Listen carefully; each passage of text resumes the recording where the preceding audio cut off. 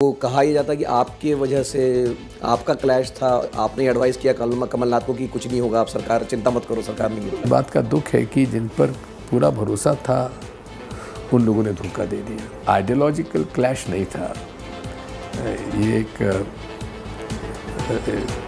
Clash of personalities हो गया। एक शख्सियत है, इंडस्ट्रियलिस्ट हैं। मैं उनके पास गया और जाने के बाद उनसे कहा कि देखिए इन दोनों की लड़ाई में सरकार हमारी गिर जाएगी। मैंने बहुत कोशिश की कुछ मामला निपट जाए। ना माधवराव सिंधिया जी से कोई विवाद था, ना ज्योतिरादित्य सिंधिया जी के साथ विवाद था। मतलब कमलनाथ जी अगर वो जो बातें मान लेते जो आपने ग्वालियर चंबल संभाग के लिए कहा था, तो शायद ये नौबत नहीं आती। शायद नहीं आती। और जो शादी के घोड़े होते हैं वो केवल नेताओं के चक्कर काटते हैं। मेरे भाई को भी मैं नहीं चाहता था पॉलिटिक्स में आए।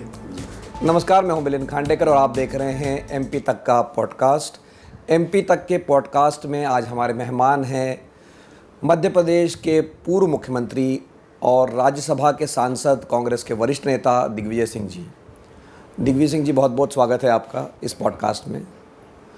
तो लंबी आपसे बात करनी है मध्य प्रदेश की राजनीति को लेकर, आपके करियर को लेकर और जो राष्ट्रीय राजनीति में हो रहा है उसको लेकर भी। लेकिन मैं सबसे पहले आपको ले जाता हूँ 1993 से लेकर 2003 तक आप मध्य प्रदेश के मुख्यमंत्री रहे। 10 साल तक आपका एक क्षेत्र राज रहा मध्य प्रदेश में। आज 2025 आ गया, आप एक 1.5 साल का दौर छोड़ दीजिए उसको, लेकिन 22 साल से लगभग आप कह सकते हैं 22 साल से मध्य प्रदेश में कांग्रेस पार्टी सत्ता से बाहर है। तो ऐसा क्या हुआ कि मतलब आपके बाद कोई पूरी सरकार ही नहीं चल पाई या बन पाई मध्य प्रदेश में? इतना बुरा हाल क्यों हुआ है कांग्रेस का? देखिए, एक बात समझ लीजिए, 93 से लेकर 2003 तक फाइनेंस कमीशन स्टेट्स को सेंट्रल टैक्सेस के जो डिविजिबल पूल होता था उसमें केवल 28% हमें देता था। लेकिन डॉक्टर मनमोहन सिंह जी की सरकार जब से आई 2004 में 28% जो मिलता था वो बढ़ा के 42% कर दिया गया। तो फंड्स अवेलेबिलिटी, ये मेरा दुर्भाग्य था कि मैं उस पीरियड में रहा जबकि काफ़ी कम पैसा आता था, तो इसलिए थोड़ी सी हम लोगों को काफ़ी दिक्कत फाइनेंशियली आती थी। जहाँ तक 2004 के बाद का पीरियड है, मैं उसको स्वीकार करूँगा कि 2006 के बाद मेरी पार्टी ने मुझे एआईसीसी के महामंत्री के रूप में अन्य प्रांतों में काम करने का सौंप दिया। और मैं स्वाभाविक है कि ज़्यादा समय मध्य प्रदेश में नहीं दे पाया,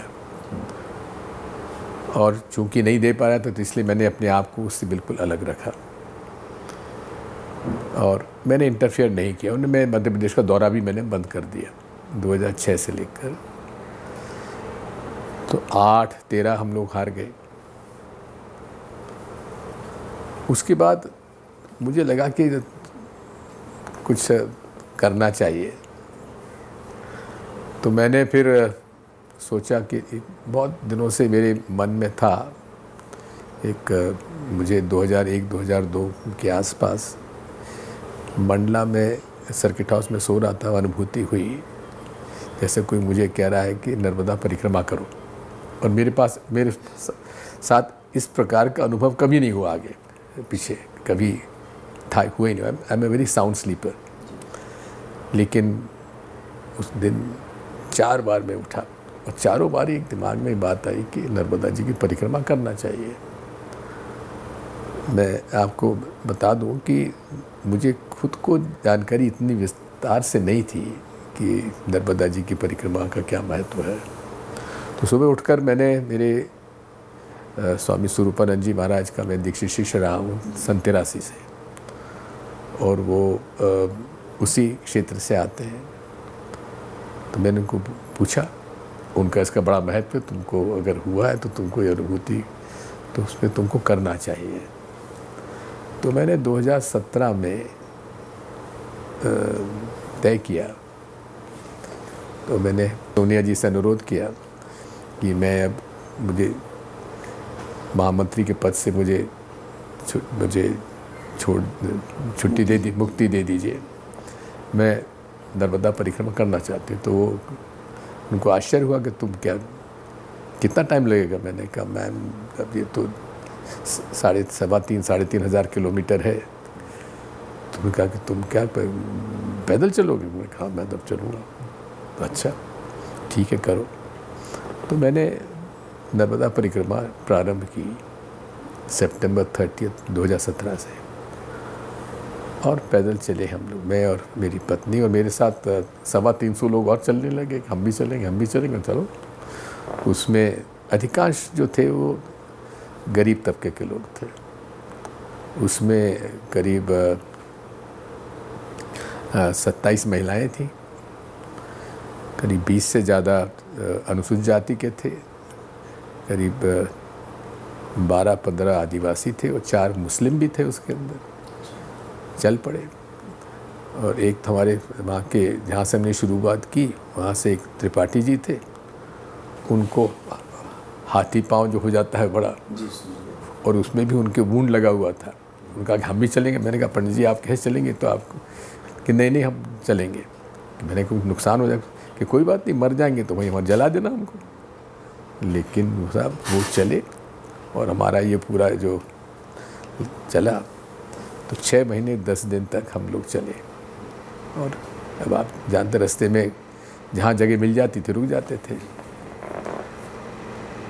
लेकिन पूरी व्यवस्था गांव वाले करते थे, हमको कुछ नहीं करना पड़ा। यहाँ तक कि हम लोगों के चाय नाश्ता 2 टाइम का खाना सबकी व्यवस्था गांव वाले करते थे। वहाँ एक बड़ी पुरानी परंपरा चली आ रही है, सदाव्रत कहते हैं उसको। कोई भी गरीब आदमी उसके घर में दाना भी नहीं होगा तो मांग के लाएगा, लेकिन खिलाएगा आपको।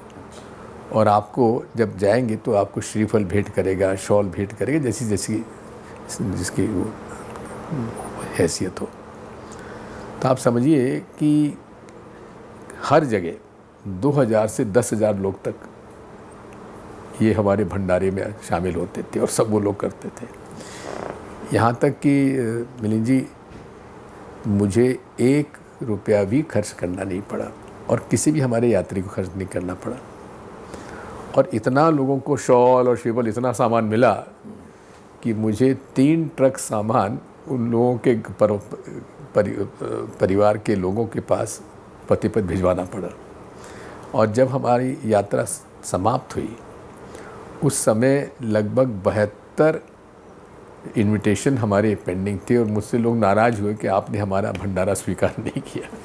उससे काफ़ी मास कांटेक्ट हमारा हुआ। और जहाँ जहाँ हम गुजरे, लगभग 113 विधानसभा सीटों, अधिकांश में वहाँ हम लोगों को सफलता मिली। मालवा में भी हम लोगों को अच्छी सफलता मिली। तो हम लोग सरकार बना पाए। लेकिन हमें इस बात का दुख है कि जिन पर पूरा भरोसा था, उन लोगों ने धोखा दे दिया। कभी विश्वास नहीं करते थे कि सिंधिया जी कभी पार्टी छोड़ के जाएंगे। अब देखिए, सरकार में जब चलती है तो थोड़ा बहुत ऊपर नीचे होता ही है, और लोगों की महत्वाकांक्षाएं भी बढ़ जाती हैं, और फिर लोगों का अहम और अहंकार भी बढ़ जाता है। इतने दिनों बाद सरकार बन रही थी, तो एक आइडियोलॉजिकल क्लैश नहीं था, ये एक क्लैश ऑफ पर्सनैलिटीज़ हो गया, जिसकी वजह से हम लोग नहीं चला पाए। और फिर ये भाजपा तो इसमें अब माहिर हो गई है, जो ट्रेडिंग ऑफ MLAs जो चल गया है, जो आपने अन्य प्रांतों में भी देखा। शुरुआत मध्य प्रदेश से हुई थी, तो सरकार नहीं चला पाई। लेकिन इसमें कारण यही रहा है कि हम लोग मध्य प्रदेश में जो कांग्रेस पार्टी को इंटेंसिवली काम करना चाहिए था, हम लोग 2004 और 17 के बीच में, 13 के बीच में नहीं कर पाए। ये तो जैसे आपने कहा कि मास कांटेक्ट नहीं हो पाया, लेकिन चूंकि आपने ही अब 2018 के सरकार की बात कर दी है कि आइडियोलॉजी का नहीं, पर्सनैलिटी का क्लैश था, सिंधिया जी इस कारण से चले गए। तो कहा यह जाता है कि आपके वजह से आपका क्लैश था, आपने एडवाइस किया कमलनाथ को कि कुछ नहीं होगा, आप सरकार चिंता मत करो, सरकार नहीं गिरी। आप पर गलत खबर है, ये प्रचारित किया गया। ऑन द कॉन्ट्रेरी मैंने वार्न किया था कि ये घटना हो सकती है, और मैं नाम नहीं लेना चाहूँगा, जो कि एक शख्सियत है, इंडस्ट्रियलिस्ट हैं, वेल टू डू फैमिली से, उनके दोनों से अच्छे संबंध हैं। मैं उनके पास गया और जाने के बाद उनसे कहा कि देखिए, इन दोनों की लड़ाई में सरकार हमारी गिर जाएगी, आप ज़रा संभालिए, क्योंकि आपके दोनों के साथ संबंध है। तो उनका ठीक है। फिर उनके घर में खाना रखा गया और उसमें मैं मौजूद था। मैंने बहुत कोशिश की कुछ मामला निपट जाए, लेकिन जो वहाँ पे काम करने के लिए जो इश्यूज़ थे, उन पे जो तय हुआ था, उसका पालन नहीं हुआ। ये बात सही है, और मेरे सतत प्रयासों के बाद भी नहीं हो पाया। देखिए, मेरा न माधवराव सिंधिया जी से कोई विवाद था, न ज्योतिराव सिंधिया जी के साथ विवाद था। और आप स्वयं पूछ लीजिए, ज्योतिराव सिंधिया जी तो अब है, माधवराव जी तो नहीं है। संजय गांधी जी ने, मैं उस समय MLA था, 77 से 80 के बीच में, तो अर्जुन सिंह जी हमारे लीडर ऑफ अपोजिशन थे। संजय जी ने मुझे स्टेट यूथ कांग्रेस कमेटी का महामंत्री बना दिया था, और मुझसे काफ़ी मतलब बड़े उनकी कृपा थी मुझ पर, और he was a very hard task master. तो संजय जी ने मुझसे बुला के कहा कि दिग्विजय, तुम संपर्क रखो माधवराव सिंधिया जी से, और अपने को आगे चलकर इनको कांग्रेस में लाना है। तो मैंने अपना संपर्क उनके साथ बढ़ाया, और संपर्क बढ़ाने के बाद उनके साथ मैंने दौरे भी किए मध्य प्रदेश में। हालांकि उस समय वो जनसंघ छोड़ के निर्दलीय हो गए थे। 77 में वो निर्दलीय चुनाव लड़े थे। और माधवराव जी सिंधिया में एक बात थी, वे बड़े खुले दिमाग के और खुले दिल के व्यक्ति रहे, और कोई भी बात होती थी वो साफ हमारी हो जाती थी, और मेरे बहुत ही व्यवहारिक से साथ संबंध हुए। हालांकि हम दोनों एक इलाके के थे, तो क्लैश ऑफ पर्सनालिटीज़ होना बड़े स्वाभाविक बात थी, लेकिन मेरा उनसे कभी क्लैश ऑफ पर्सनालिटीज नहीं हुआ। एक अंडरस्टैंडिंग थी कि आप दिल्ली में हैं, मैं भोपाल में हूँ, लेट अस वर्क टुगेदर, और हम लोगों का पूरा कोऑर्डिनेशन, गुडविल हमारी बनी रही। अर्जुन सिंह जी की मिनिस्ट्री में मिनिस्टर भी बना, उसके बाद मैं प्रदेश कांग्रेस का कमेटी का अध्यक्ष बना। आपको हैरानी होगी मिलिंद कि वो मेरा होम डिस्ट्रिक्ट गुना है। गुना का जिला कांग्रेस कमेटी अध्यक्ष हमेशा सिंधिया जी के कहने से मैं बनाता था, और जब मैं मुख्यमंत्री बना तो जो जिले के ऑफिसर होते थे, मैं उन्हीं के कहने से, जिनको वो चाहते थे उनको मैं पोस्टिंग वहाँ कर देता था। कहने का मेरा मतलब ये है कि हम लोगों का कभी पर्सनैलिटी क्लैश नहीं हुआ। उनके दुखद घटना के बाद जब ज्योतिराव सिंधिया जी आए, तो उनको मैंने पूरा मेंटरिंग भी की, और पूरा मैंने उनका जो कुछ मैं कर सकता था उनके लिए किया एज चीफ मिनिस्टर। उसके बाद भी मैंने हमेशा से उनका सम्मान ही रखा, कभी भी मैंने नहीं किया। लेकिन जो हुआ वो थी। तो आप जो कह रहे हैं कि इंडस्ट्रियलिस्ट के घर पे बैठक हुई, कमलनाथ जी थे, जो सिंधिया जी थे, आप थे, तो क्या मतलब जो पालन नहीं हुआ, वो क्या बात का पालन नहीं हुआ? छोटी मोटी बातें जो होती, ये करना चाहिए, ये होना चाहिए, तो ये हुआ था कि भाई ग्वालियर चंबल संभाग में जैसा हम दोनों कहेंगे वैसा कर देंगे। वो हम दोनों ने दूसरे दिन अपना बना के दे दिया विश लिस्ट जॉइंटली। मैंने भी दस्तखत किए, उन्होंने भी दस्तखत किए। उस विश लिस्ट को पालन उसका नहीं हुआ। तो कहीं ना कहीं मतलब कमलनाथ जी और सिंधिया जी का जो क्लैश था वो इसका कारण बना सरकार गिरने का। जी, लेकिन बार बार नाम ये आता है कि दिग्विजय सिंह ने ही कहा उनको कि नहीं कोई चिंता मत कीजिए, सरकार नहीं गिरेगी। ये बात, ये कहानी, ये मिलिंद जी, मेरा दुर्भाग्य ये है, शायद मेरी कुंडली में ये है कि मुझ पर हमेशा वो आरोप लगेगा जिसमें मैं दोषी नहीं हूँ। है नहीं तो चूंकि आपने कहा, तो ये क्लैश क्यों हुआ कि मुख्यमंत्री सिंधिया जी को बनना चाहिए था और कमलनाथ जी बन गए? ये क्लैश की जो बात है, ये हमेशा से रहा है कांग्रेस में कि ऑब्जर्वर आते हैं, विधायकों का वो सेंस लेते हैं, बातचीत करते हैं, उनका जो प्रेफरेंस है वो देते हैं। तो वहाँ 114 विधायक थे, उनमें से 90 लोग, कम से कम 90 विधायकों ने कमलनाथ जी को सपोर्ट किया। अच्छा। और सिंधिया जी का करीब 25 एक लोगों का उन्होंने था। तो वहाँ वो कोई बात ही नहीं थी। और उनके कहने से जितने भी उन्होंने कहे लोग, उनको मंत्रिमंडल दिया गया, मंत्रिमंडल शामिल किया गया। उनके कहने से उनको पोर्टफोलियो बांटे गए, इसमें कोई दिक्कत नहीं रही। फंक्शनिंग हमारा ठीक चला शुरू में, बीच में कुछ पता नहीं क्या हो गया। उस बात भी मतलब कमलनाथ जी अगर वो जो बातें मान लेते जो आपने ग्वालियर चंबल संभाग के लिए कहा था, तो शायद ये नौबत नहीं आती। शायद नहीं आती। और फिर मुझे कभी भरोसा नहीं था कि सिंधिया जी भाजपा में चले जाएंगे। जाने के पहले एक हफ्ते उन्होंने अपनी कॉन्स्टिट्यूंसी में किसान कर्ज माफ़ी के सर्टिफिकेट बांटे, वहाँ प्रशंसा की कमलनाथ जी की सर के इस कदम के लिए कि कांग्रेस पार्टी ने अपना वादा निभाया। और 7 दिन बाद और उनके जितने मंत्री थे उन्होंने कैबिनेट मीटिंग अटेंड करी और शाम की फ़्लाइट से सब लोग भाग गए। तो सिंधिया जी के साथ आपका एक वीडियो वायरल हुआ, किसी भोपाल में किसी फंक्शन में आप थे और फिर वो आपको मंच पर लेके गए, तो मतलब ऐसा लगा कि जो निजी संबंध है वो आपके अभी भी हमेशा नहीं, कोई बात ही नहीं। क्या तो वो क्या हुआ था? निजी संबंध अलग होते हैं, राजनीतिक अलग होते हैं। नहीं तो ये जो क्या हुआ जो आपको? ऐसा है, ये जागरण ग्रुप के गुरुदेव गुप्ता जी के बेटे हरिमोहन गुप्ता, इन्होंने एजुकेशनल इंस्टीट्यूशंस काफ़ी खड़े किए और इन्होंने डीपीएस स्कूल चालू किया था। फिर उसके बाद उन्होंने यूनिवर्सिटी भी खड़ी कर दी और इनके हर कार्यक्रम में मैं उपस्थित रहा पर्सनल।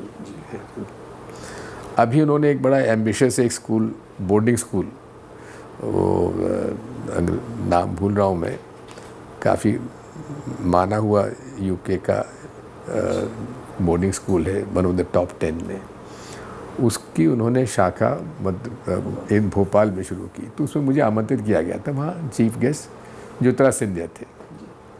चीफ गेस्ट तो मुख्यमंत्री भी थे, वो तो नहीं आए। क्यों नहीं आया मैं नहीं जानता। तो लेकिन मैं अपना नीचे बैठा था क्योंकि मैं मंच का बहुत ज़्यादा बैठने का मुझे शौक़ भी नहीं है। तो ज्योतिराज सिंधिया जी आए तो हम लोग बैठे देखे तो स्वयं आए, नहीं आप मंच पे चलिए। मैंने कहा अभी मैं ठीक हूँ। तो हरिमोहन भी आए, नहीं सर अब भाई साहब आप चलिए। चलो बैठ के जाएंगे। तो बातचीत होती रहती है आपकी सिंधिया जी के साथ? हमेशा, तो कोई बात ही नहीं है। तो मैं वापस जो 2003 पर आपको ले चलता हूँ। मध्य प्रदेश में चुनाव जो हारा 2003 में, तो आपने एक पश्चाताप कह लीजिए, मुझे नहीं पता क्या उसका कारण था कि आपने कहा कि मैं 10 साल तक अब कोई चुनावी राजनीति नहीं करूँगा, सक्रिय राजनीति। आपको लगता है वो एक तरह से यूपीए का गोल्डन पीरियड था क्योंकि केंद्र में सरकार आ गई जब मध्य प्रदेश में नहीं थी। तो आपको लगता है ये 10 साल आपने गंवा दिए? देखिए, मैंने हमेशा जिम्मेदारी को महत्व दिया है। ये मेरी जिम्मेदारी थी कि मैं ऐसी सरकार दूं जिससे कि कांग्रेस को आम जनता का विश्वास बढ़े। तो पहला टर्म तो मुझे मिल गया। उस समय तो एंटी इनकम्बेंसी फैक्टर में कोई रिपीट नहीं होता था। तो I was the first chief minister to be re elected again during 90s। नहीं तो हर 5 साल में सरकार बदली हो रही थी। तो उस समय मैंने 93-98 का जब चुनाव हो रहा था, मैंने कहा था कि मेरी अकाउंटेबिलिटी है, मैं चुनाव जिताऊंगा। जिता दिया, हो गए। तो मैंने, लोगों ने पूछा 2003, मैंने हाँ इस बार भी करेंगे। लेकिन उसमें फ़र्क 2 हो गए। एक तो ये कि छत्तीसगढ़ राज्य गठन होने से जितने पावर हाउसेस थे, हमारे पावर प्लांट्स थे, वो चले गए छत्तीसगढ़, और कंजम्पशन सब मध्य प्रदेश में था। तो एक पीरियड ऐसा आया जहाँ की जनरेशन और डिमांड के बीच में बहुत बड़ा गैप था, तो बिजली की काफ़ी दिक्कत आई, वो एक बहुत बड़ा कारण बना। और हम लोगों ने फंड्स अवेलेबल नहीं थे मेंटेनेंस के लिए, रोड्स के लिए, तो Madhya Pradesh was the first state which started toll roads, और उसमें हम लोगों ने काफ़ी सड़कें बनाई और डिस्ट्रिक्ट रोड बनाए। लेकिन गवर्नमेंट ऑफ इंडिया से जो नेशनल हाईवेज़ के लिए हमको ग्रांट मिलनी थी वो हमको नहीं दी गई, विशेषकर 2002 और 2004 के बीच में। उसकी वजह से मेरी बड़ी बदनामी हुई, क्योंकि अधिकांश ट्रैफिक तो नेशनल हाईवेज़ पे चलता है। स्टेट की रोड्स की हालत ठीक थी, लेकिन नेशनल हाईवेज़ की हालत बहुत ज़्यादा ख़राब थी, जिसकी वजह से बड़ी बदनामी मुझे हुई। नहीं तो उस समय ये भी कहा गया कि बीएसपी मतलब बिजली, सड़क और पानी की वजह से, पानी का प्रॉब्लम कोई नहीं था। हाँ, लेकिन लोगों ने एक जुमला बना दिया था अरुण जेटली जी को जुमला था, वो उनको जिम्मा सौंपा गया था। नहीं, पर मैं ये कह रहा हूँ कि वो फिर आपने फैसला क्यों किया कि 10 साल में अब चुनाव नहीं लड़ूंगा? ये मतलब थोड़ा हार्श फैसला नहीं था? आपको लगता है कि ये सही, अब मतलब मुड़ के अगर आप देखते तो आपको लगता है कि वो सही फैसला था, भावना में आके ले लिया? सही फैसला था। अकाउंटेबिलिटी तो होना चाहिए ना, पॉलिटिक्स में अकाउंटेबिलिटी तो होना ही चाहिए। पर चुनावी राजनीति में फिर आप कहीं 10 साल पीछे छूट गए, 15 साल बल्कि, मतलब छूट गए तो क्या हुआ? तो 2018 के चुनाव की हमने बात कर ली, लेकिन 2023 में जबकि ये लगभग लग रहा था कि मध्य प्रदेश में इस बार कांग्रेस की सरकार बन जाएगी, तो फिर क्या हुआ, क्यों हारे आप? नहीं जी, मैं इस बारे में कई बार कह चुका हूँ, और इसमें जो भी मेरा थोड़ा बहुत पॉलिटिकल समझ है, एक्सपीरियंस है, मुझे नहीं लग रहा था कि हम चुनाव हारेंगे। हालांकि 2 से 3% का मेरा अंदाज़ा था कि हम लोगों को नुकसान होगा ये लाडली बहना का, लेकिन ये नहीं समझा था कि हम लोग इतने बुरी तरह से, मेरा अंदाज़ा था हमारा 132 से 136 सीटें हमको मिलना चाहिए। आप यदि देखेंगे तो पोस्टल बैलेट में इस बार 2023 में जो दिव्यांग और 80 वर्ष से उम्र के जितने ज़्यादा वोटर थे उनके पोस्टल बैलेट से वोट डले, और हर जगह 3000 से 4500 तक के वोट पोस्टल बैलेट में डले। 230 सीटों में से 199 सीटों पर पोस्टल बैलेट में कांग्रेस जीतती है, और ईवीएम में हम लोग काफ़ी पीछे रह जाते हैं। नहीं तो ये क्या आप मतलब ईवीएम की बात तो अब बहुत चुकी है, बहुत सारी जांच हो चुकी है, आपको चैलेंज भी किया गया, इलेक्शन कमीशन के पास जाइए, सुप्रीम कोर्ट में भी याचिका लगी, और ये कहीं आरोप साबित नहीं हो पाया कि ईवीएम में कोई गड़बड़ी है। साबित कैसे होगा? अगर हम कहा जाए कि साहब ये ईवीएम मशीन रखी है, आप हाथ मत लगाइए, अब आप इसको हैक करके बताइए। अरे भाई, पहली बात तो ये है, हैक करने के लिए इंटरनेट की कनेक्टिविटी होना चाहिए। नहीं साहब, वो आप नहीं करेंगे, आप इतनी दूर से हैक उसमें करिए। नहीं तो ईवीएम तो वैसे भी डिसेंट्रलाइज्ड है सर, जो सारी कोई उनका आपस में तो कोई नेटवर्क नहीं है जिसको आप हैक कर सकते। जी हाँ, देखिए 2003 में जो ईवीएम आई थी उसमें वीवीपैट नहीं थी, तो उसमें सिंबल आइडेंटिफिकेशन नहीं होता था। वो शुद्ध रूप से जिस क्रम में कैंडिडेट है उस क्रम के अंदर आप बटन दबाइए, उसका वोट वहाँ पड़ जाता था। उससे बड़ा सिंपल मशीन थी। फिर बीजेपी ने उसमें आपत्ति की, नरसिम्हन जी ने, फिर अपने सुब्रमण्यम स्वामी जी ने, अडवाणी जी ने, कि कांग्रेस पार्टी इसको मैनिपुलेट कर रही है। उनका पिटीशन भी लगा, और 2013 में एक फ़ैसला हुआ कि इस मिस्टर रंजन गोगोई का ही फैसला था कि ईवीएम मशीन में राइट है वोटर का कि उसने जो वोट डाला है उसको वो वेरीफाई करे। जी ओके। जो वीवीपैट मशीन डेवलप की गई उसमें पहले तो बैलेट यूनिट और कंट्रोल यूनिट दो होते थे, बीच में वीवीपैट नहीं थी। अब वीवीपैट मशीन बीच में आई है, ठीक है। अब इसको कहते हमेशा से ये कहते रही है इलेक्शन कमीशन ऑफ इंडिया कि ये स्टैंड अलोन मशीन है। तो स्टैंड अलोन मशीन अगर है मतलब no connectivity with the internet, ठीक है। लेकिन वीवीपैट आने के बाद वीवीपैट में जो माइक्रो प्रोसेसर डाला, उसमें जो सॉफ्टवेयर डाला है वो एक सिंबल लोडिंग यूनिट आता है जो कि डेट ऑफ विड्रॉल के बाद इंजीनियर आते हैं मैन्युफैक्चरर्स के, और वो लैपटॉप से सेंट्रल इलेक्शन कमीशन का जो सेंट्रल सर्वर है वहाँ से वो कैंडिडेट की सूची अल्फ़ाबेटिकल ऑर्डर की विद सिंबल को वहाँ से वो मैसेज लेते हैं और इंटरनेट से कनेक्ट करके वो सॉफ्टवेयर वो वीवीपैट मशीन में डालते हैं, ठीक है। अब इसमें वीवीपैट मशीन में ये रखा कि आप जब बटन दबाइए तो 7 सेकंड के लिए आपको उसको एक स्क्रीन पे दिखता है कि आपने एक बटन दबाया, वो आप सही जगह रजिस्टर हुआ कि नहीं हुआ, ठीक है। अब यही है कि बैलेट यूनिट में कोई चिप नहीं होता है।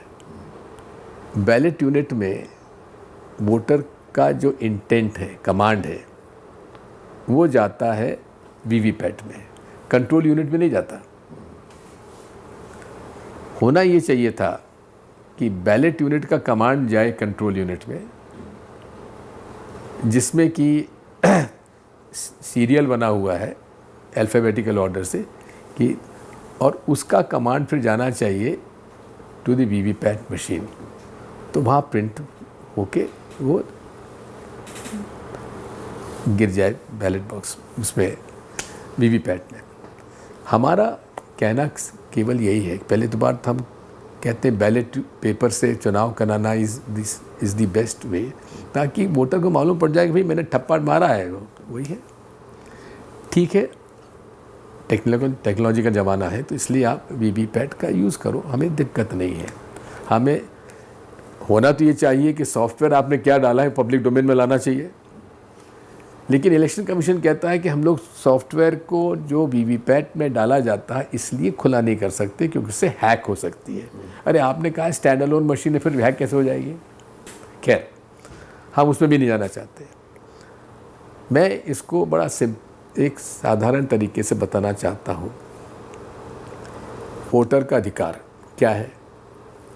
पहला, मेरा वोट सही तरीके से उसमें वोटर लिस्ट में आना चाहिए, ठीक है। जिसका भी वोट चोरी का झगड़ा चला हुआ है, जो राहुल गांधी जी ने बड़े इफ़ेक्टिवली उसको पुटअप किया है। दूसरा, मेरा अधिकार है कि जिसको मैं चाहूँ उसको वोट डालूं। तीसरा, ये मेरा अधिकार है कि जहाँ मैंने वोट दिया है वो वोट वहाँ गया है कि नहीं गया है, मुझे वो 7 सेकंड में मत दिखाइए, मुझे उसकी रसीद दे दीजिए। अभी आपका वीवीपैट स्लिप डब्बे में गिर जाता है। डब्बे में क्यों गिराते हो? आप उसकी स्लिप बाहर निकाल दो, वोटर उसको देगा, हाँ ठीक हो गया, फोल्ड करके बैलेट बॉक्स में डाल दो। सुन, ये चौथा अधिकार मेरा ये है कि मेरा वोट जो गिरे उसकी गिनती होना चाहिए। ये 4 मेरे मौलिक अधिकार है जो वीवीपैट ईवीएम मशीन आने के बाद उसका अधिकार नंबर 3 और अधिकार नंबर 4 इसका हनन हो रहा है। अब यही है कि आप कंप्यूटर को समझते हैं। कंप्यूटर जो कमांड है वो सॉफ्टवेयर का मानता है, ऑपरेटर का नहीं मानता है, क्योंकि सॉफ्टवेयर जो कंप्यूटर हैंडल करता है वो सॉफ्टवेयर उसमें आता है। इसलिए कोई भी कंप्यूटर जिसमें चिप है, it will always obey the command of the software and not of the person who is handling it. Understood? There is no machine in the world which is tamper proof. ये सब लोग इसको मानते हैं, even the best of the software engineers. और मेरी इस मामले में टॉप क्रिप्टोग्राफर से चर्चा हुई है और सॉफ्टवेयर इंजीनियर से बात हुई है। सैम पिट्रोडा जी इस मामले में काफ़ी होशियार हैं, उन्होंने भी यूएसए में काफ़ी लोग पता पड़ा। सीधी सी बात है, एनी इलेक्ट्रॉनिक वोटिंग मशीन, अब तो ट्रम्प साहब भी इस बात को कह रहे हैं, मस्क भी कह रहे हैं, और ये मान्यता है कि कोई विश्व में इस प्रकार की ईवीएम मशीन कहीं यूज़ नहीं होती है, केवल हिंदुस्तान में और कुछ दूसरे राज्यों में, यहाँ तक कि पाकिस्तान ने भी उसको छोड़ दिया, और साथ में ऑस्ट्रेलिया में यूज़ होती है, लेकिन सॉफ्टवेयर उन्होंने पब्लिक डोमेन में डाला हुआ है। अगर ऐसा होता तो फिर नरेंद्र मोदी की 240 सीटें क्यों आती है? अगर बीजेपी की 240 सीटें क्यों आती है? अगर वो हैक कर ले रहे हैं तो फिर 240 सीटें क्यों आई? देखिए, इसका आर्ग्यूमेंट हमने नहीं देना, कौन जीता कौन हारा, मैं उसमें आर्ग्यूमेंट में नहीं जाता। मैं सीधा सा, मेरे 4 अधिकार हैं, उन 4 अधिकारों का पालन करो। पर ये सुन लीजिए जी, अब चौथा अधिकार की बात करते साहब, हमने बैलेट पेपर के क्यों नहीं कराना चाहते, बहुत टाइम लगता है, कि बिल्कुल गलत कहते हैं ये। इसमें काउंटिंग टेबल आप 15-14 टेबल क्यों लगाते हो? 50 टेबल लगाओ, एक राउंड में ज़्यादा से ज़्यादा टेबल लगाओ, बड़ी आसानी 6-7 घंटे में पूरी काउंटिंग पूरी हो जाएगी। इसलिए हमारा डिमांड तो शुरू से रही है, फर्स्ट डिमांड इज़ ऑफ। नहीं, पर ये तो राजीव गांधी जी के कार्यकाल में ही ईवीएम लाने की शुरुआत हुई। जब तक आप लोग जीत रहे थे तब तक आपको शिकायत नहीं, जीतने हारने की बात ही छोड़ दीजिए। मैंने आपसे खुद से कहा है कि ईवीएम जो 2003 में राजीव गांधी के समय आया था जी, उसमें वीवीपैट नहीं था, वो सिंपल था, एक पहला नंबर बटन दबाया तो पहले को वोटिंग गया जी, 2 को दबाया 3 को दबाया, तो उस हिसाब से होता था। जब से वीवीपैट सिंबल आइडेंटिफिकेशन उसमें आ गया है, तब उसमें संभावना है। ये चलिए, मैं ईवीएम को एक बार किनारे करके अगर देखें, जो 2023 में जब लग रहा था कि कांग्रेस पार्टी जीत जाएगी, लेकिन आपने जैसे कहा कि क्या लाडली बहना एक बड़ा कारण बना कि महिलाओं का वोट चला गया? वही समझ में नहीं आया, क्योंकि जो गैप कभी भी मध्य प्रदेश के चुनाव में 1.5-2% का फ़र्क हमेशा रहता रहा है कांग्रेस और बीजेपी का, और 40 से 42% या तो उनको 40 मिल जाते थे, या हमको 42 मिल जाते थे, या उनको मिल जाते थे। ये मैक्सिमम 1% to 2% वोट का फ़र्क मध्य प्रदेश में रहा है। इस बार ही हमको 40% वोट मिला है मध्य प्रदेश में, लेकिन उनका वोट बढ़ के 48% हो गया। वो कहाँ से हुआ? और फिर उसका रिफ्लेक्शन बैलेट यूनिट में क्यों नहीं हुआ, पोस्टल बैलेट में क्यों नहीं हुआ?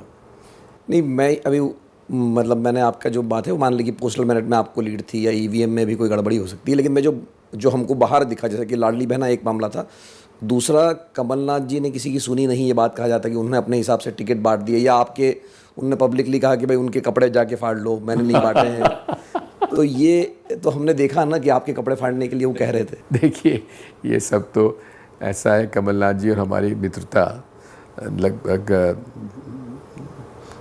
मैं समझता हूँ कि 40-45 साल की रही है, और 93 में मैं जब मुख्यमंत्री बना तो उनका बड़ा सहयोग मुझे मिला, तो मैं तो उनसे बहुत ही ओब्लाइज रहा था, और मेरे हमेशा उनके साथ संबंध बहुत अच्छे रहे। तो इस तरह की मजाक हम लोगों में आपस में चलती रही है। नहीं, तो वो कपड़े फाड़ने वाली बात जो थी वो मजाक थी, आप कह रहे हैं, मतलब कोई मतभेद नहीं थे? क्योंकि आपने भी फिर कहा कि भाई नहीं, मतलब नहीं, ऐसा है, जब उन्होंने बात कही तो मेरे पास माइक था, मैंने माइक पे कहा कि भाई बताओ, बी फॉर्म पे दस्तखत किसकी होंगे, दिग्विजय सिंह की होंगे कि पीसीसी प्रेसिडेंट के होंगे? तो अब बताओ टिकट कौन बांट रहा? मैं बांट रहा हूँ, ये बांट। तो किसने बांटा फिर टिकट? आपने बांटा या उन्होंने ही बांटा? मतलब हाँ, सबने बांटा, मिल के बांटा। नहीं, पर ये कहा गया कि कमलनाथ जी ने किसी की सुनी नहीं, यहाँ से जो केंद्रीय लोग भेजे गए थे उनकी भी नहीं सुनी, तो इस वजह से। देखिए, ये तो अब जैसा कहावत होती है ना, success has got many fathers, failure has got none. तो कोई जिम्मेदारी नहीं लेता है। अब आपने पहली बात मुझसे कही थी कि आपने जिम्मेदारी क्यों ली, तो बस यही फ़र्क होता है जिम्मेदारी लेने वालों की और जिम्मेदारी नहीं लेने वालों के बीच में। तो अब जब हम 2025 में राहुल गांधी आते हैं भोपाल में, वो कहते हैं कि कांग्रेस में भारत के घोड़े हैं, लंगड़े घोड़े हैं, हमको जो है रेस के घोड़े की जरूरत है। ऐसा नहीं, तो वो ये मतलब बड़ा इंटरेस्टिंग है, बताता हूँ। ये फ्रेज़ जो है वो भी कमलनाथ जी का है। अच्छा, वो कहते थे कुछ रेस के घोड़े होते हैं, कुछ शादी के घोड़े होते हैं। रेस के घोड़े जो होते हैं वो अलग ही चलते हैं, वो ज़मीनी लोग होते हैं। और जो शादी के घोड़े होते हैं वो केवल नेताओं के चक्कर काटते हैं। तो अभी तक तो फ्रेज वहीं तक ही था, तो राहुल जी ने उसको एक लंगड़ा घोड़ा भी उसमें साथ जोड़ दिया। अब उसके अलग अलग उसके लोग मतलब निकाल रहे हैं, निकाले। नहीं तो मध्य प्रदेश में फिर कौन कौन सा घोड़ा है, मतलब? ये तो राहुल जी से पूछे। नहीं, पर आपका आकलन अगर हो, क्योंकि मध्य प्रदेश में ज़्यादातर नेता तो शादी के घोड़े ही नेताओं के आसपास ही चक्कर काटते हैं बजाय कि जनता के बीच में, ये तो राहुल, जो हमने देखा मध्य प्रदेश में। राहुल जी से पूछिए। और आपका आकलन है तो आपका आकलन हो सकता है।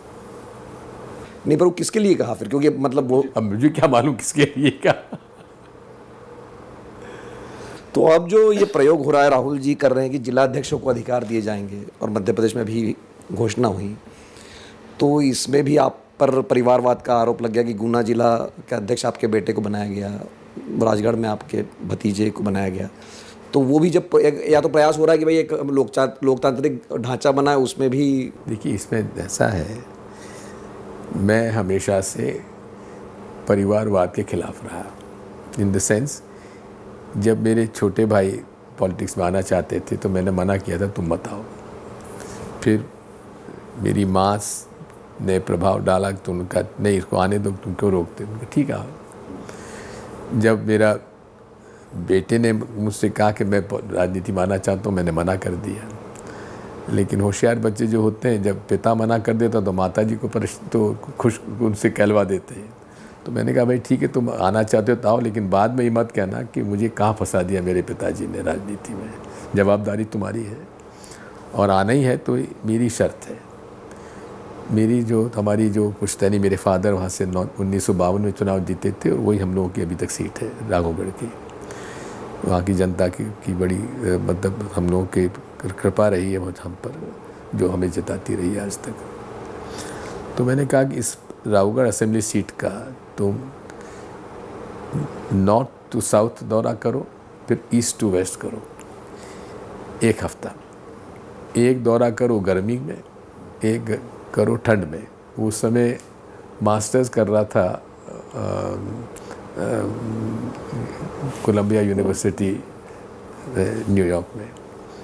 तो उसको मैंने कहा, तो उन्होंने कहा जब पदयात्रा करोगे तो तुम घर नहीं लौटोगे 1 हफ्ते तक, वहीं रुकोगे, वहीं का खाना खाओगे, जो वो खिलाएं खाओ, और वहीं नहाओगे धोगे, जो भी होगा तुम घर किसी होटल में या डाकबंगले में नहीं रुकोगे। तो उसने जब कर लिया तो मैंने कहा ठीक है, अब तुम लड़ो चुनाव। तो 2013 का चुनाव उसको लड़वा दिया। तो ये जो जिम्मेदारी दी गई, इसमें आप परिवारवाद को नहीं मानते कि भाई गुना जिला? देखिए ऐसा है, इसमें तो अभी तो वो उपाध्यक्ष था प्रदेश कांग्रेस का। अब उपाध्यक्ष, प्रदेश कांग्रेस के उपाध्यक्ष को अगर जिला कांग्रेस कमेटी का अध्यक्ष बनाया जाता है तो इसको प्रमोशन नहीं, वो प्रमोशन तो इसलिए भी हो गया ना, क्योंकि जो जिला अध्यक्ष को अधिकार मिलने वाला है कि वो अपने इलाके का जो सांसद विधायक का टिकट बांटे। पहले उस प्रदेश भर में दौरा करता था, आज अब जिले में सीमित हो गया। लेकिन ये एक नया प्रयोग राहुल गांधी जी ने किया है, और अच्छा प्रयोग है, क्योंकि इससे जो जिले का जो एक सामूहिक निर्णय होना चाहिए, जो लीडरशिप अच्छी होगी, तो वो सबको इकट्ठा करके टीम स्पिरिट, क्योंकि 2 तरह के लीडर होते हैं। एक होता है जो कि टीम बना लेता है, जो टीम बना लेता है वही एक अच्छा ऑर्गेनाइजेशनल स्ट्रक्चर तैयार कर सकता है। दूसरा लीडर होता है जो कि स्वयंभू, मैं इसके अलावा कुछ नहीं। तो कांग्रेस पार्टी में मैंने हमेशा से इस बात की कोशिश की है, और यही मुझे जो भी सफलता मिली इसी बात पर मिली है कि मैंने कभी अपनी कोई टीम नहीं, मतलब अपना कोई ग्रुप नहीं बनाया। जिसके अच्छे लोग थे उनको सबको एडजस्ट किया।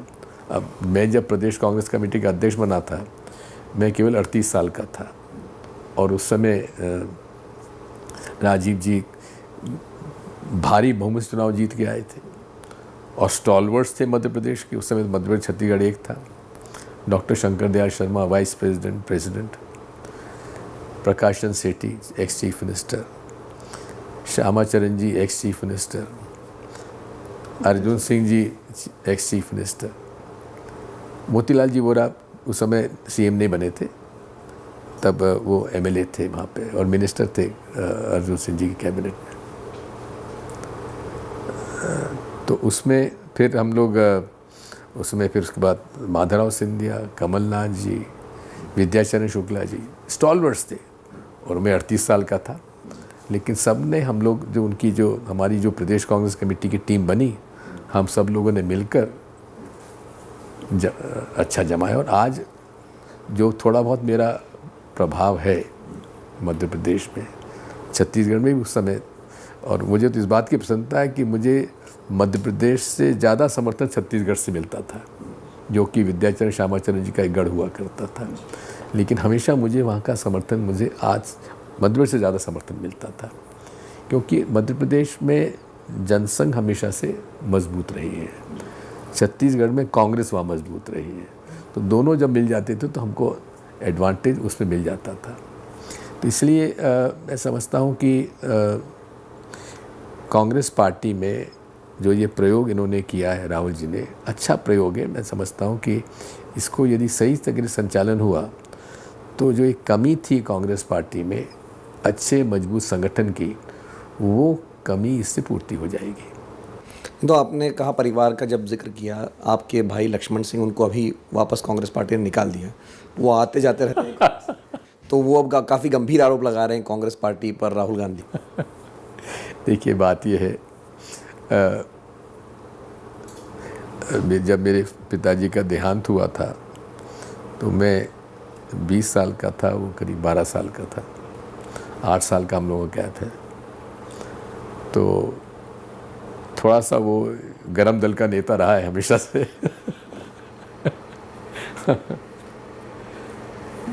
ठीक है।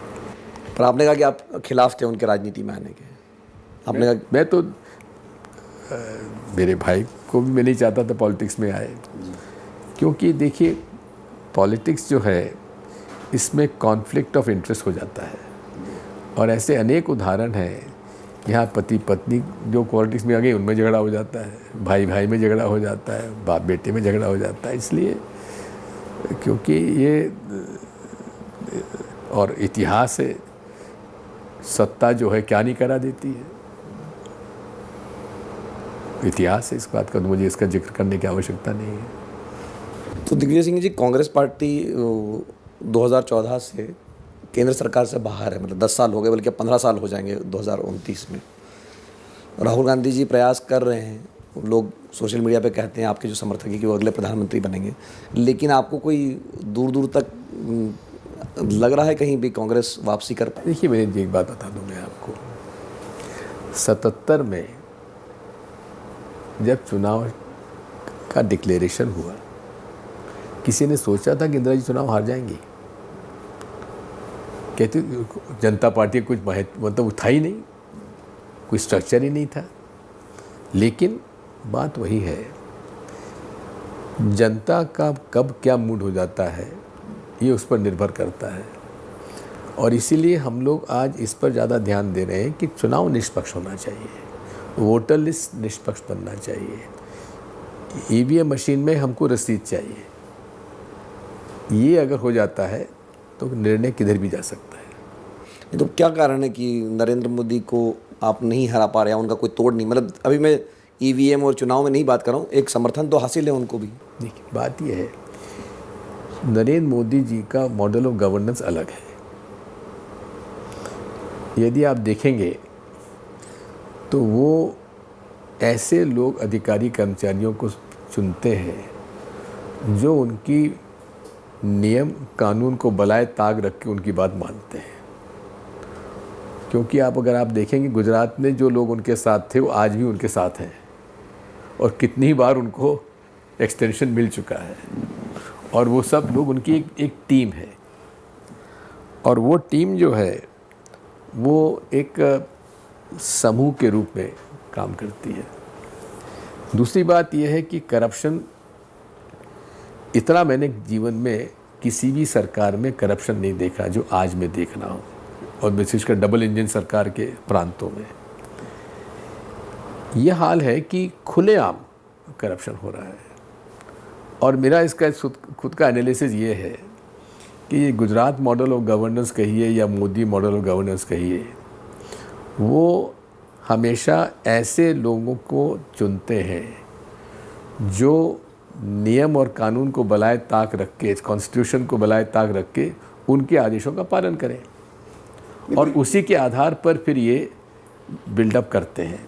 इसी के साथ साथ ये भी मैं तो कहता हूँ कि हमेशा याद रखिए, पार्टनर्स इन क्राइम सबसे ज़्यादा बॉन्डिंग उन्हीं में होती है। अब हम लोग तो भिंड मुरैना आप जानते हैं, जब उन ज़माने में जब डकैत हुआ करते थे तो गैंग्स चलते थे। उन गैंग में भर्ती होने के लिए सरदार कहता था जा फला जुर्म करके आ, तब तेरे को मैं भर्ती करूँगा। तो वही हालत अब है कि चलो इतने पैसे कमा के लाओ, उसके बाद तो हमारी इसमें भर्ती होगी। नहीं, पर दिग्विजय सिंह जी, अगर आप मतलब उस समय आप भी सक्रिय थे, अगर 2014 में जब आते आते कांग्रेस पार्टी की जो सरकार थी, यूपीए की जो सरकार थी, उसमें भ्रष्टाचार के गंभीर आरोप लगे थे जो आज तक प्रमाणित नहीं हुए। नहीं, आरोप लगे थे, स्कैंडल्स जो भी आप कह सकते हैं। अभी मैं आपकी बात सही है कि बहुत सारे जो आरोप लगे थे वो कोर्ट में नहीं टिक पाए, लेकिन प्रमाण थे नहीं। वो विनोद राय साहब का कमाल था। नहीं, मैं ये कह रहा हूँ कि आप जब कह रहे हैं कि ये सरकार भ्रष्टाचार में डूबी हुई है, तो इनके खिलाफ तो कोई भी आरोप नहीं है, सबूत नहीं लगा पाए। क्या बात वही है, कितने सबूत हम दें? अब आप बता दीजिए। मैं तो एक राफेल फाइटर एयरक्राफ्ट की खरीद की बात करता हूँ, जहाँ नियम और कायदों को बलाए ताक रख दिया गया। डिफेंस मिनिस्टर को मालूम ही नहीं है और ये जाके समझौता कर आए फ्रांस में। मनोहर पर्रिकर थे, उनके स्टेटमेंट भी बाद में आए।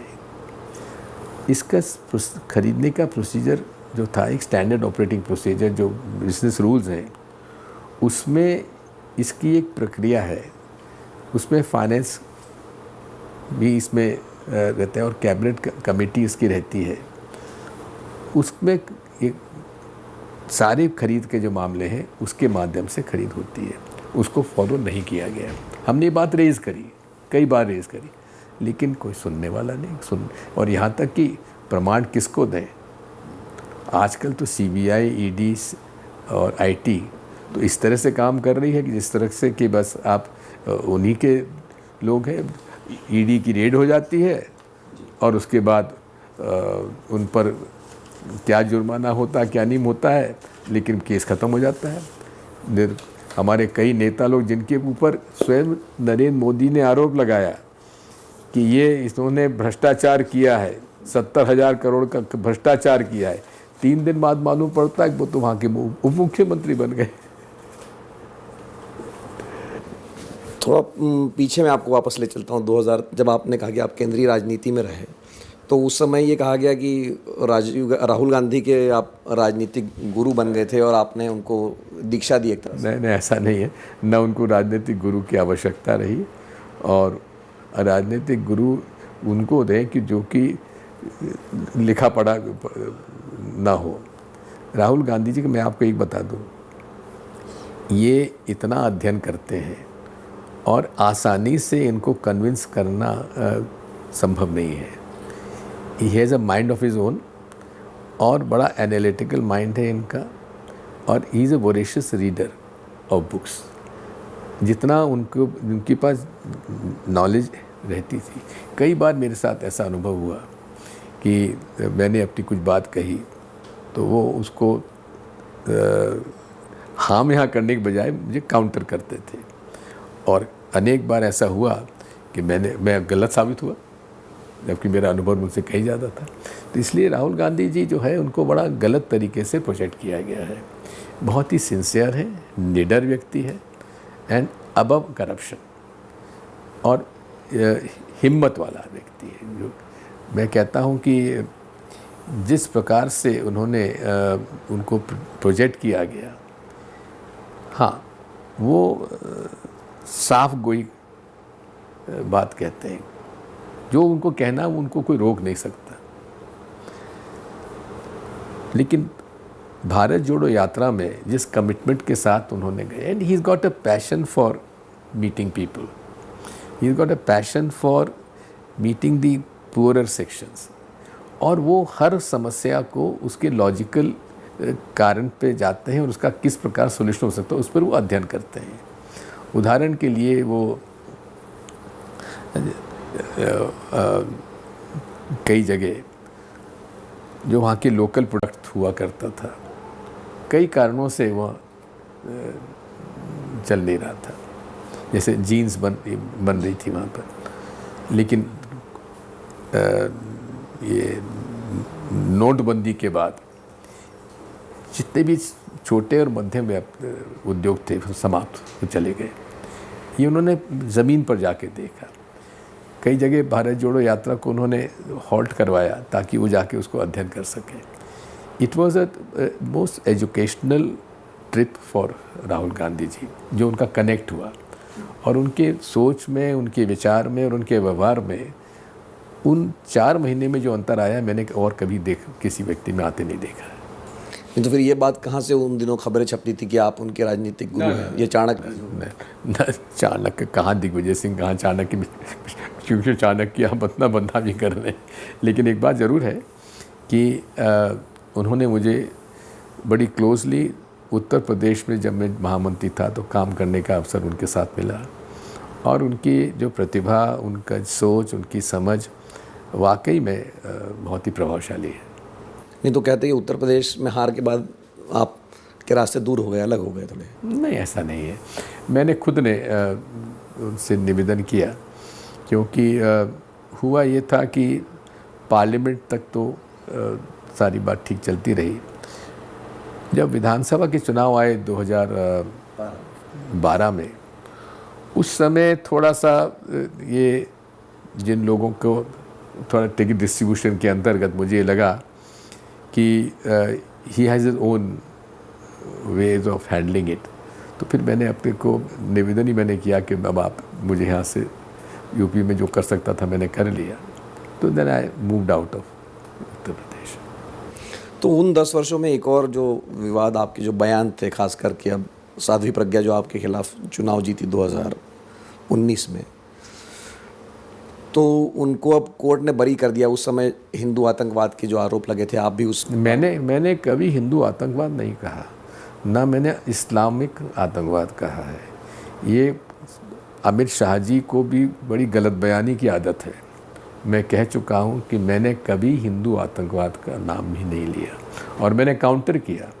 जब सैफरन टेररिज्म की बात जब होम सेक्रेटरी ने की थी, मैंने काउंटिंग की। मैं और जनार्दन द्विवेदी, हम 2 व्यक्ति थे जिन्होंने कहा था बिल्कुल गलत कह रहे हैं ये, because terrorism has no colour.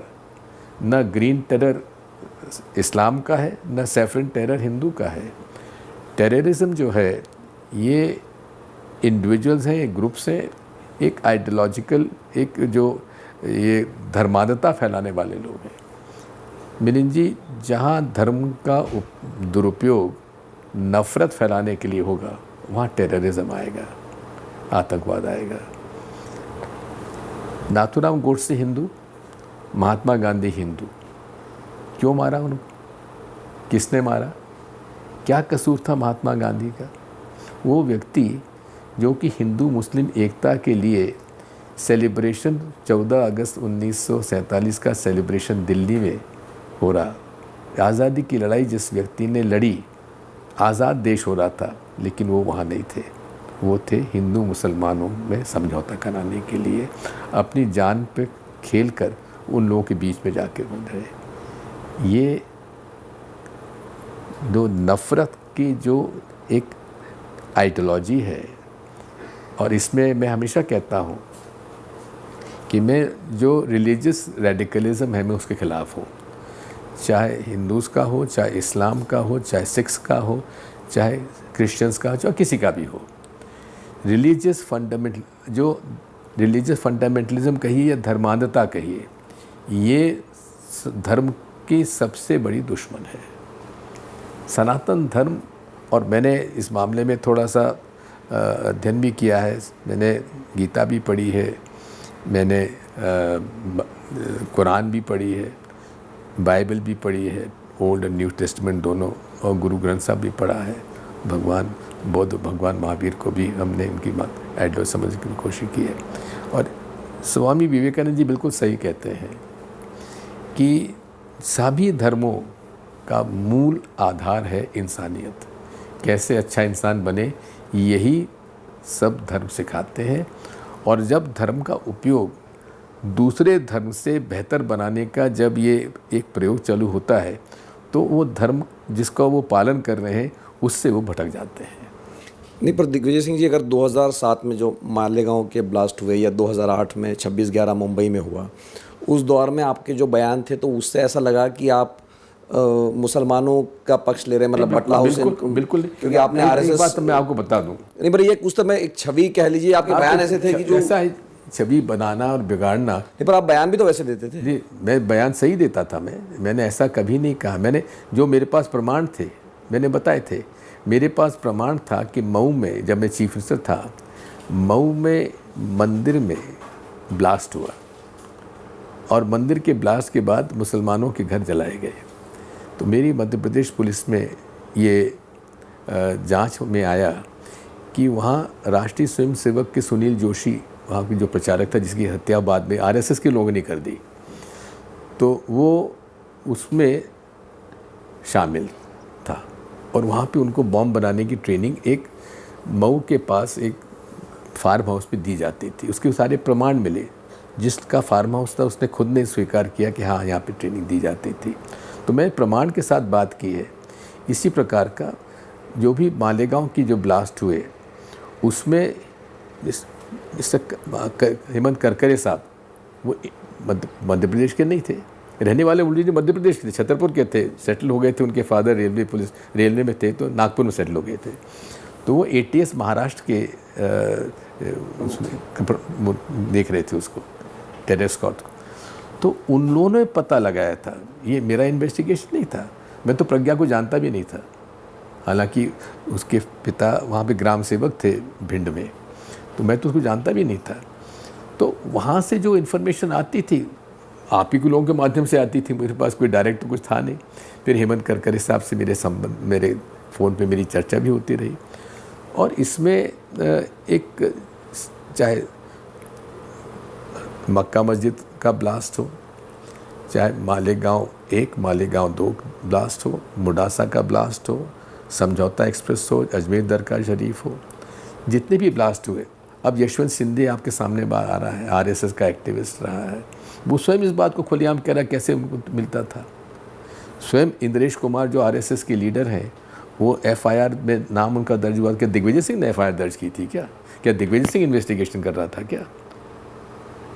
मैंने हमेशा से रिलीजियस फंडामेंटलिज्म का विरोध किया है, और जो धर्म का उपयोग राजनीति में करता है, मैंने एमआईएम का विरोध किया। मैं जब मुख्यमंत्री था तो student Islamic movement of India के लोगों को मैंने पकड़ा था। मैंने बजरंग दल के लोगों को पकड़ा था जो गड़बड़ करते थे। इसलिए 10 साल तक मध्य प्रदेश में एक भी कम्युनल राइट नहीं हुआ, जबकि वहाँ बाबरी मस्जिद गिरने के पहले समय हर 15 दिन में राइट्स हो रहे थे। लेकिन 10 साल तक एक भी सांप्रदायिक दंगा मैंने नहीं होने दिया। और कैसे नहीं होने दिया? पंडित द्वारका प्रसाद मिश्रा जी हमेशा कहते थे कि मुख्यमंत्री अगर चाहे तो कोई दंगा नहीं होगा कभी। कैसे? तो हर थाने में लोगों के पास मालूम रहता है कौन क्या कर रहा है।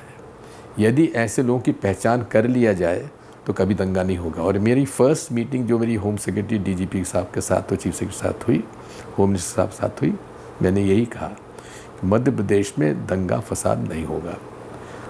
अगर हुआ तो कलेक्टर और SP दोनों की खैर नहीं है। और आप हर थाने में आइडेंटिफाई करो जो कि इस तरह के विचारधारा के लोग हैं, उनको बाउंड ओवर करो, और कभी कोई घटना हो तो उन पर सख्ती करो। पहला एक इंस्टेंस हुआ, एक वहाँ पे धार में एक मौलवी साहब ने उर्दू में राजा भोज के खिलाफ को लिख दिया, तो उनके खिलाफ कार्रवाई की अंदर सेक्शन 143 थी। इसके बाद जितने भी ऐसे, जैसे कुछ लोग जो विश्व हिंदू परिषद RSS के लोग थे, उन पर भी मैंने कार्रवाई की। लेकिन साथ में मैंने ये भी देखा कि किसी को भी झूठे केसेस में ना फंसाया जाए। आप बता दीजिए मध्य प्रदेश में एक इंस्टेंस जहाँ दिग्विजय सिंह के 10 साल के राज में इन मामलों को लेकर मैंने किसी पर फर्जी कोई केस लगवाया हो। नहीं, पर साध्वी प्रज्ञा को तो बरी कर दिया कोर्ट ने। हाँ, तो क्या उनका स्वागत है, तो मैं क्या करूँ? क्या मैंने एफआईआर दर्ज की थी साध्वी प्रज्ञा की, या मैंने बरी किया है? तो आप मुझ पर आरोप क्यों लगा रहे हैं? नहीं, मैं आप पर नहीं, आपने चूंकि ये मुद्दा उठाया था इसलिए मैं आपको कह रहा हूँ। मैंने मुद्दा उठाया था टेररिज्म का। मैंने कभी ये नहीं कहा था कि प्रज्ञा ठाकुर इसको पकड़ो। उसका इन्वेस्टिगेशन हुआ। इन्वेस्टिगेशन में हेमंत करकरे मेरे कोई मातहत काम करने वाली व्यक्ति नहीं थे। उनके पास कोई एविडेंस आया, उन्होंने कार्रवाई की। क्या मैंने कहा था क्या? तो देखिए, मैंने आपसे कहा ना, मेरी कुंडली में है, मैं कुछ नहीं करूंगा तो ही मुझ पर आरोप लगेगा। वैसे आप मुझ पर लगा रहे हैं। नहीं, मैं आरोप नहीं लगा रहा हूँ, मैं तो जो घटनाएं हुई है उस पर आपसे प्रश्न पूछ रहा हूँ। जी। लेकिन बाद में आपने 2008 जो 26/11 के लिए आपने किताब का विमोचन किया था कि मैंने आप मेरा भाषण सुन लीजिए। मैंने कहा था ये बिल्कुल गलत है, ये सही नहीं है।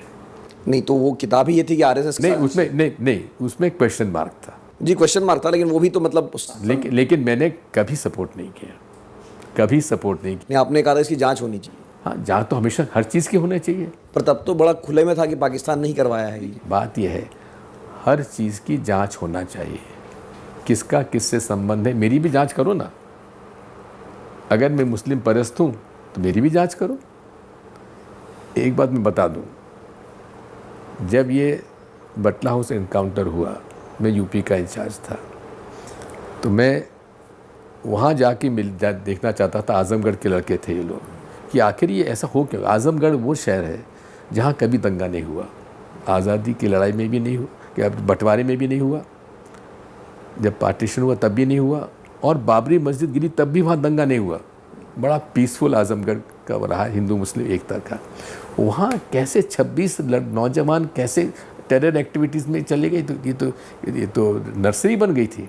मैंने कहा इसको स्टडी करना चाहिए। मैं गया वहाँ पर, आपको हैरानी होगी, जब मैं गया तो मुझे 2 वर्ग के लोगों के काले झंडे सामने करने पड़े। एक बजरंग दल आरएसएस का और एक मुस्लिम फंडामेंटलिस्ट का।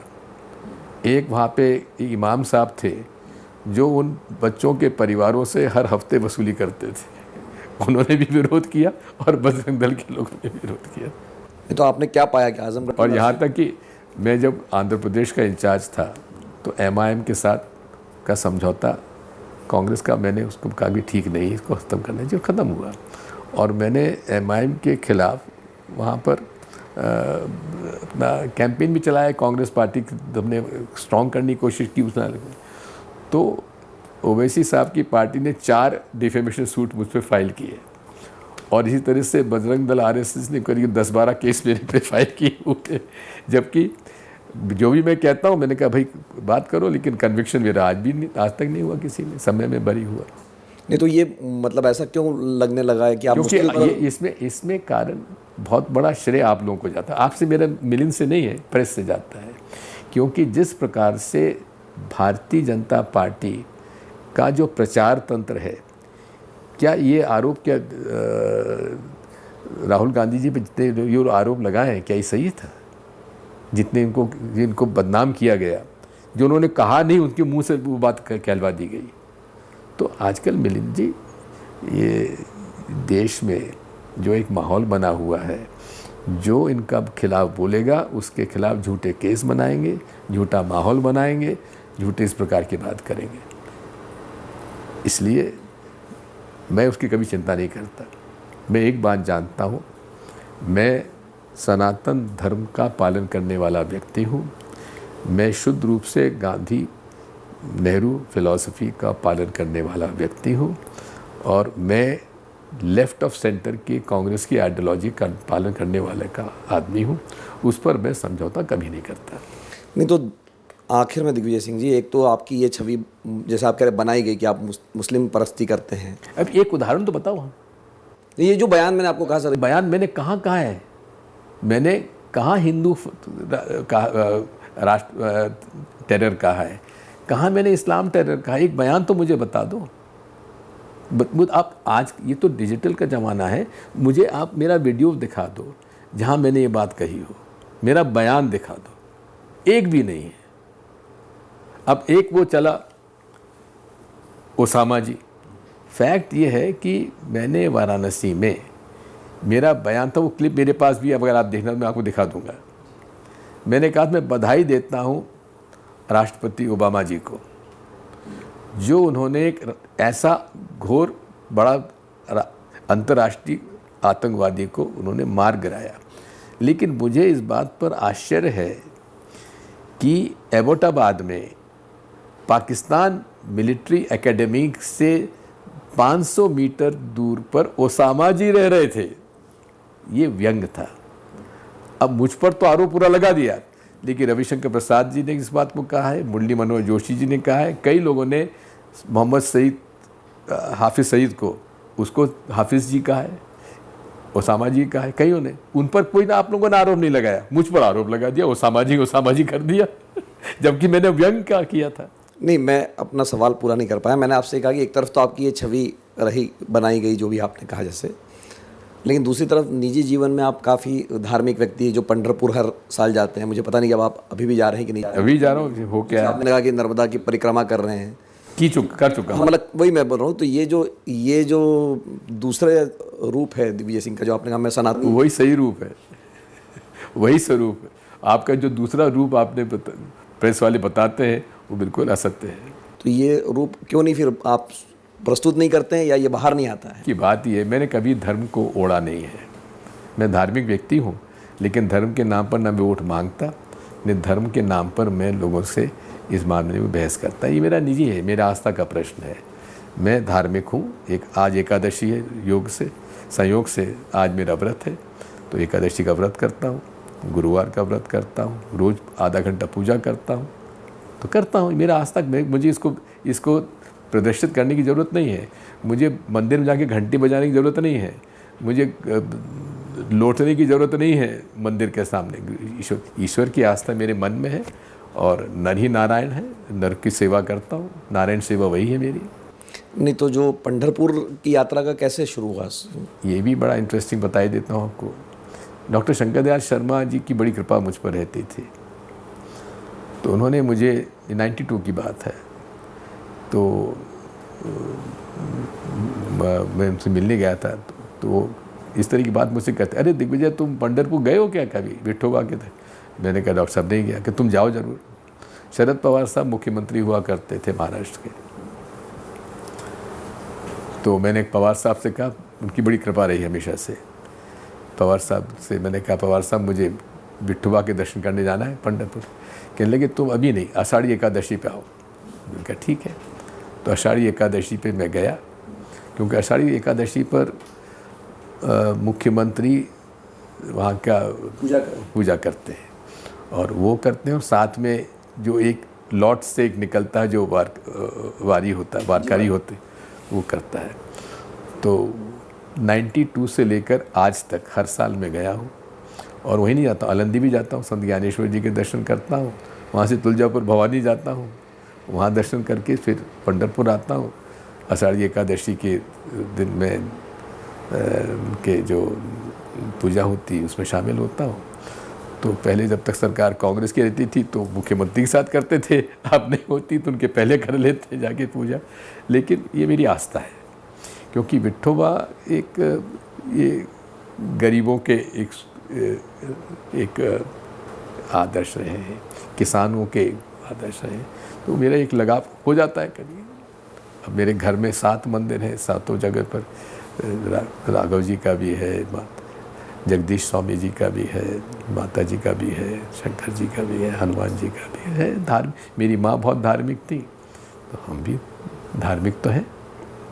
तो एकादशी का व्रत तब से आप कर रहे हैं कि उससे पहले से ही कर रहे हैं? नहीं, जब 85 में मेरी मदर की डेथ हुई तो पंडित जी ने कहा कि आपको माता जी की स्मृति में एक एकादशी का व्रत करिए। नहीं, मैंने कहा कि मैं माँ की स्मृति में जीवन भर एकादशी का व्रत करूँगा, करता हूँ। बहुत बहुत धन्यवाद दिग्विजय सिंह जी इस बातचीत के लिए। तो हमारे साथ जुड़े थे दिग्विजय सिंह जी, जो कि मध्य प्रदेश के 10 साल तक मुख्यमंत्री रहे, अभी राज्यसभा में कांग्रेस के सांसद है, और काफ़ी विस्तार से उन्होंने अपनी अब तक की जो राजनीतिक यात्रा है उस पर बात की। जो आरोप उन पर लगते रहे उनका भी सिलसिलेवार ढंग से बहुत खुलकर जवाब दिया। तो एक बार फिर से दिग्विजय सिंह जी, एमपी तक के इस बातचीत के लिए बहुत बहुत धन्यवाद। बहुत बहुत धन्यवाद।